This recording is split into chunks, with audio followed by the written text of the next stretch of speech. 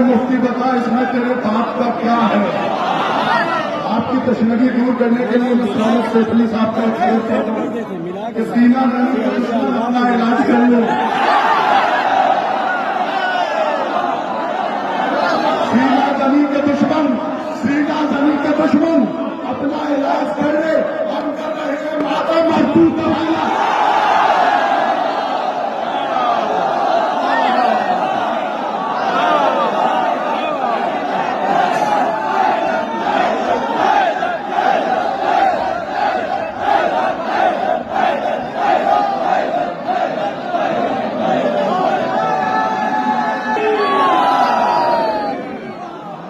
सरकारें हैदरी जलालपुर हमें मरहूम दिलशाद साहब की याद ताज़ा करा गई और दिलशाद साहब और जलालपुर के तमाम अज़ादार याद आ गए।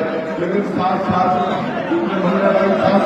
काबिल तहसील है हमारे एहसन जलालपुरी साहब, जिन्होंने सिर्फ यही कलाम नहीं बल्कि ये हमारा हिंदुस्तान वाला कलाम भी इनका पूरी दुनिया में शोहरत दवाम हासिल कर चुका है। क्या खूबसूरत शेर सुनाए, क्या खूबसूरत नजरे थे। मैं फिर सौलत सैफली का एक शेर और कर दे रहा हूँ। मैदे की बात की, गुफ्तगू की बात की। सौलत साहब मरहूम ने कहा था कि जुल्म में मजलूमियत में किसका कद कितना रहा, जुल्म में मजलूमियत में किसका कद कितना रहा। बोल मैदे तू रहा ऊंचा के सर ऊंचा।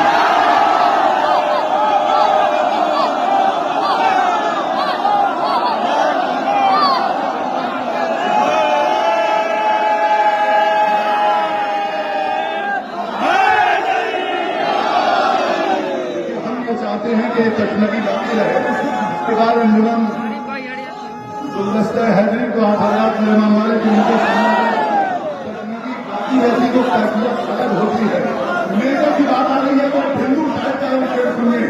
हिंदू शायर फिराद गोरखपुरी ने कहा था, दलीले फतह तो देखो हुसैन के कातिल, दलीले फतह तो देखो हुसैन के कातिल, जो सर झुकाने चले थे वो सर उठाए।